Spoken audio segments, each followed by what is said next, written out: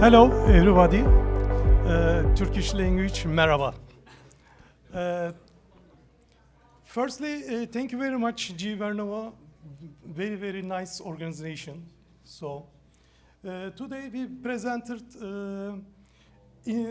two journey excellence in APM and digitalization. Our strategy is continuous improvement. So to improve every year according to our strategic plan. We started. Okay. Can you hear me? Yes. Good. Thank you, Tamer Bey, for introducing. My name is Anıl Işılçok and my colleague Burak Genç. We will both presenting, and we are both working as reliability chief engineers. State oil company of Azerbaijan. We are from SOCAR, and we have a lot of different business units. But mainly we will explain the studies about petchem, petrochemical business unit, and also we have a refinery as well. And on this slide you are seeing Alia region, our petrochemical unit here, the refinery. We have some wind turbines as well, the terminal, and our storage area. And petchem is capable of producing 3.6 million tons per year and nearly 60 different products. And Star Refinery is the largest investment in Turkey, and it is capable of producing 12 million ton per year product. We also have the largest storage terminal in Turkey. And like I said, we have wind power plants as well, 51 megawatt capacity. You are right now seeing our business unit IMS scope, and the highlighted green is asset management system certification.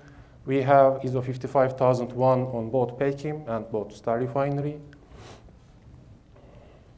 And today we will be explaining our digital transformation journey, our asset management strategy, our infrastructure, how we integrate it, and our approaches, benefits, and so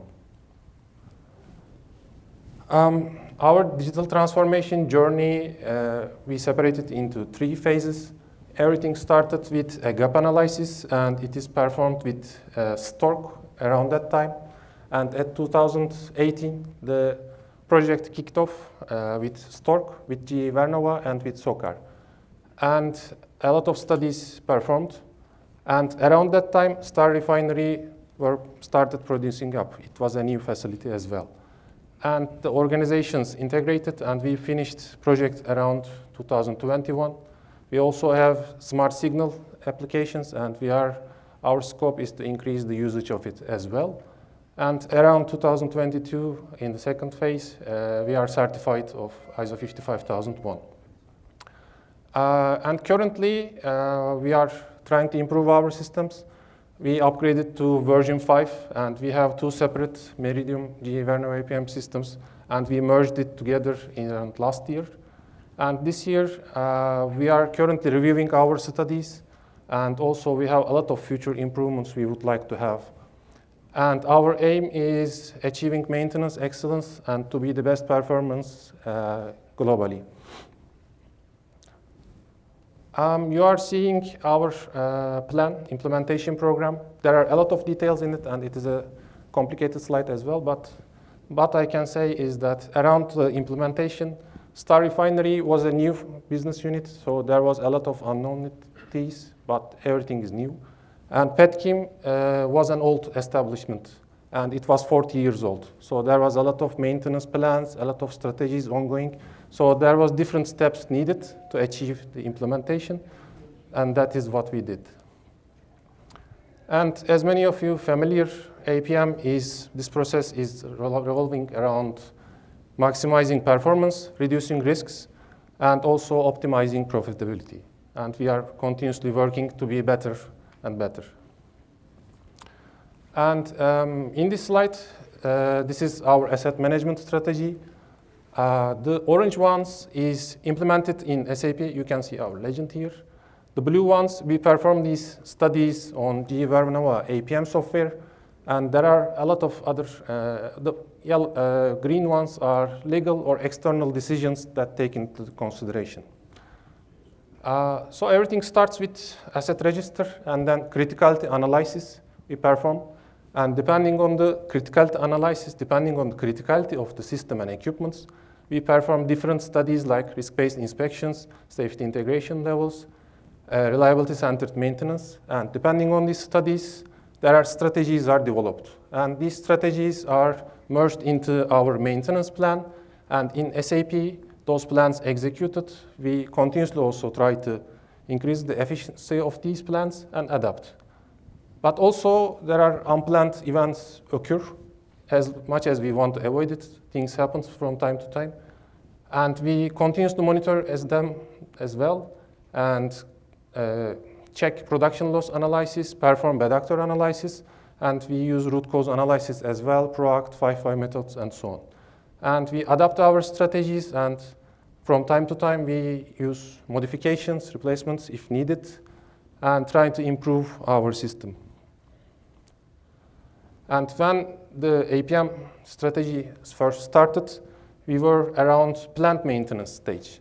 And we can say that we are right now currently in proactive stage. And we find failures, we do management of changes, we create value and try to be as more proactive as possible.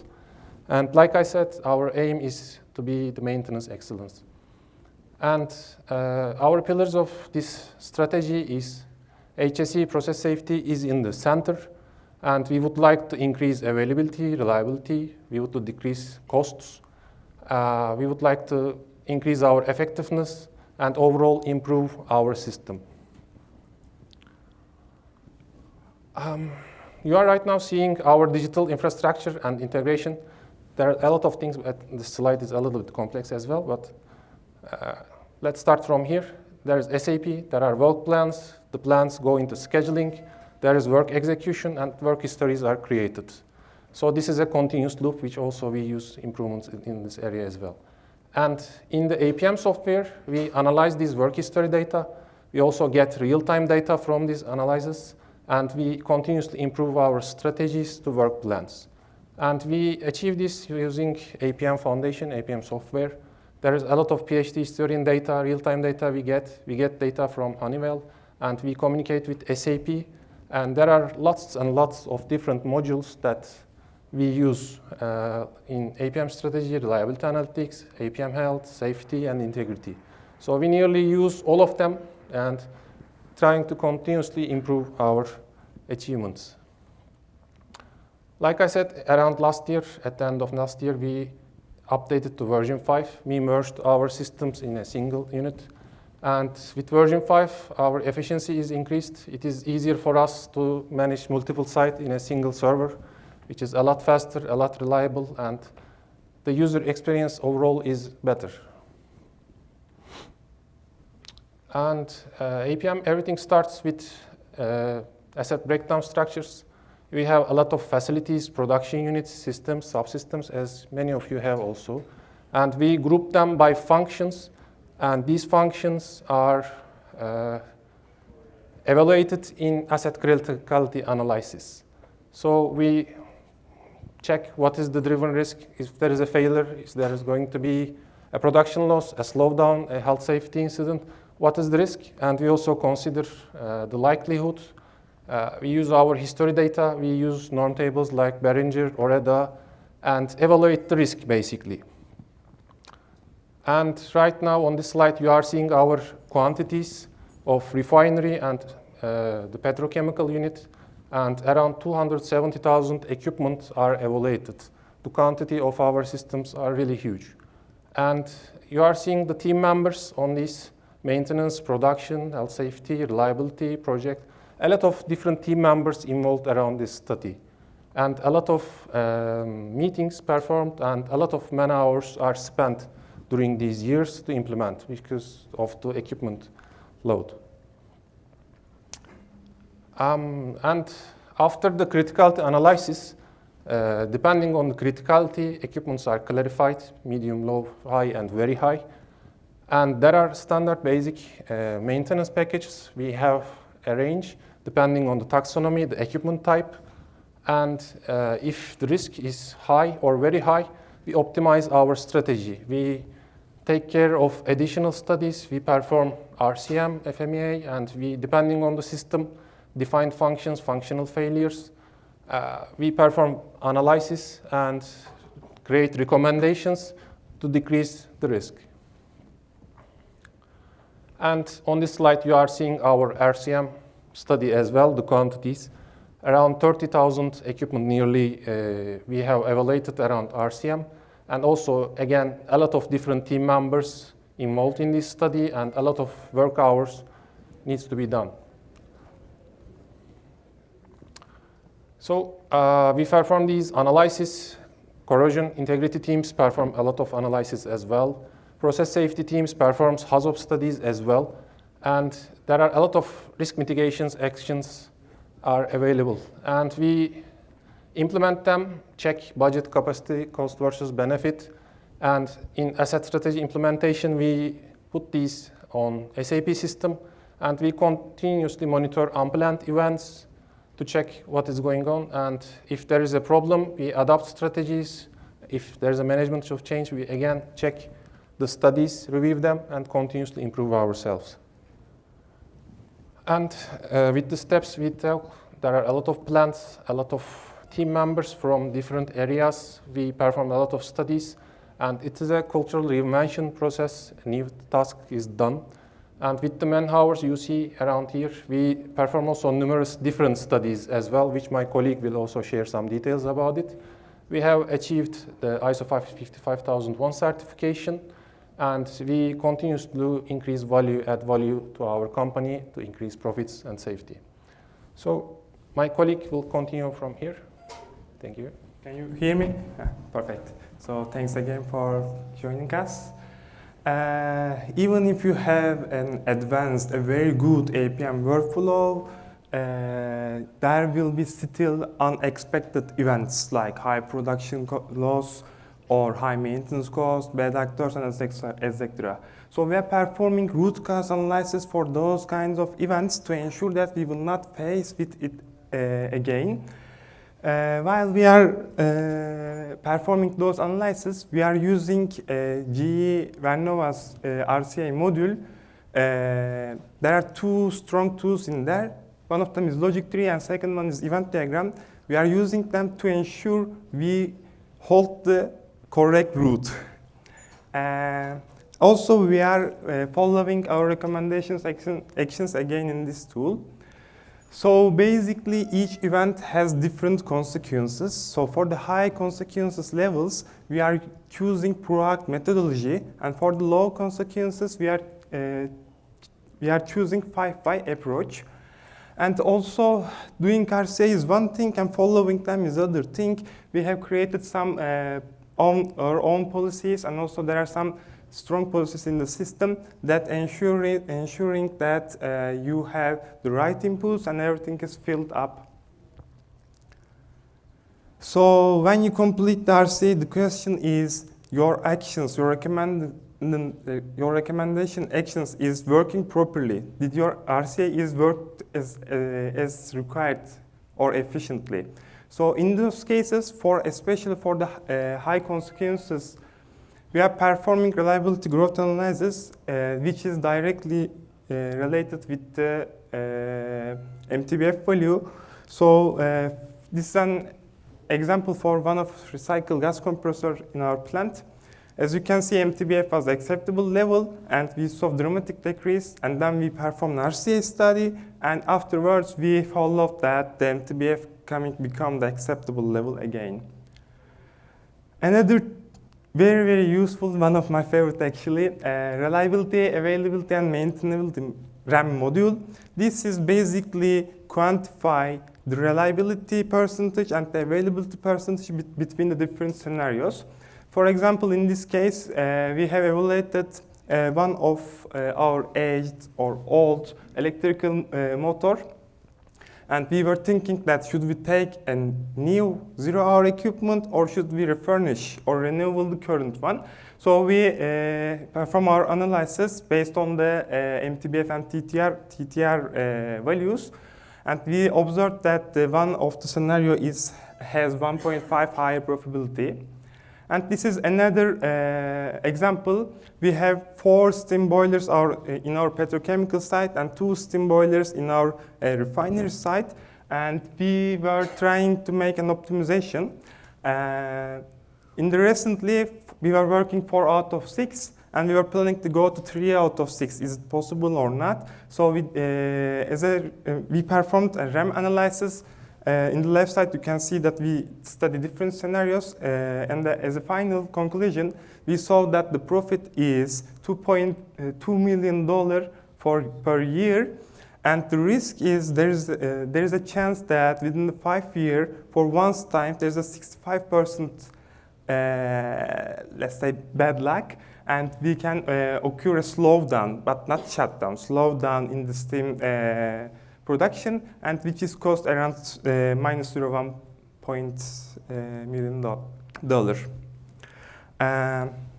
This is another tool, life cycle cost analysis. We are trying to make our utilization to upper level. So basically, let's say you decided to buy a new compressor, but there are 3, 4, or 5 vendors making their bids. So how to decide we should buy which one?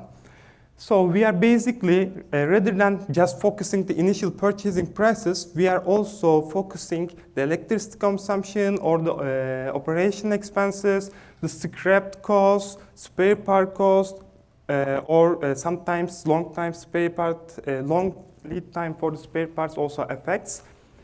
And we are using, again, this is a screenshot from the GE Vernova system. In the left side, there are vendors and the scenarios that we worked. And in the middle, there are the considered cost items.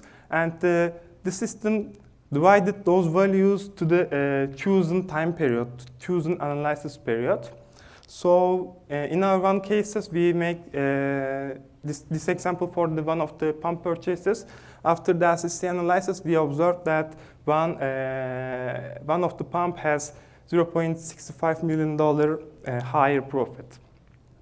Policy designer, as all you know, we are taking data from the SAP, PhD, also we are putting data into Meridium. So we have different data sources. In the policy designer, we are able to creating our custom models based on the specific needs.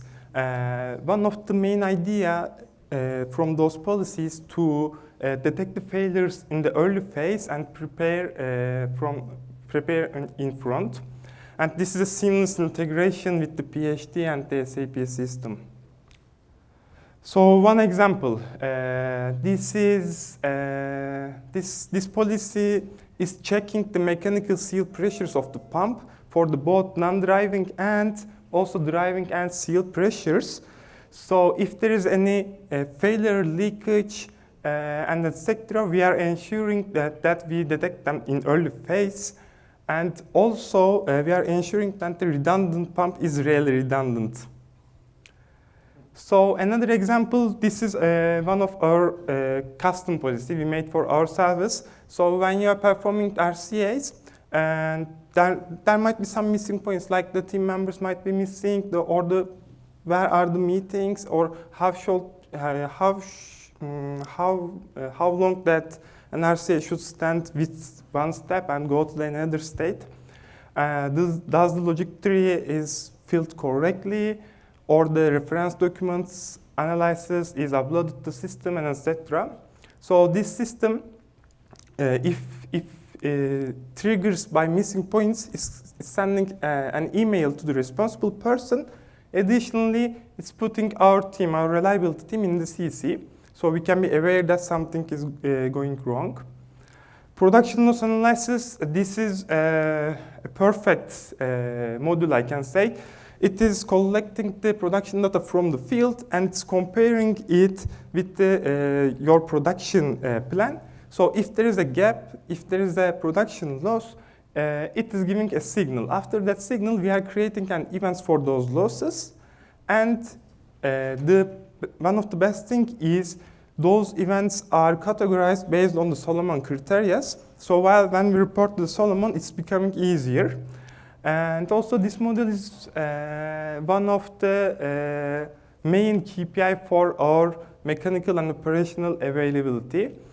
And one additional thing, this module directly is integrated with the RCA module. When one event created with the high loss, it is directly saying that the RCA needed and sending an email to our team. Then we are triggering RCA studies. As a health manager, so we are taking lots of PhD data from the field, and we are, especially for the high critical equipments, we are putting higher limits and lower limits. So we are checking if we are going up or down. So basically, naturally, the operations teams also doing the same. The difference is we are counting how many times that we exceed those limits, and then we are deciding should we trigger an RCA or another study, should we focus on this area or not. Another tool that we are using is the spare part tool. So as all you know, in the refineries or the petrochemical areas, especially for the big plants, holding the spare part, the cost of holding the spare part might be too much. This is why we are trying to optimize our spare part holding level. So while we are doing this, firstly we are choosing a safety level for each material, safety stock level. If you go too above that safety stock level, this means that you are holding spare parts unnecessarily. If you go down and if you face an unexpected event, this means that you can face with long spare part lead time. And the main indicator that we are using is here that the spare part value is divided by the plant replacement value. In 2019, our refinery was kind of new, and as you can see, the spare parts value divided by plant replacement value is decreasing. So even if we check the bad actors periodically, and sometimes those lists goes very long, so periodically we are also making additional bad actor improvements. For example, we completed one of them in the last year, and we made around $7,000 profit within this. So as a summary from all the things that I told and my colleagues told, we saw that we observed that around 2% increase, mechanical availability increase for the petrochemical side, and 1.4 mechanical availability increase for the Star Refinery side.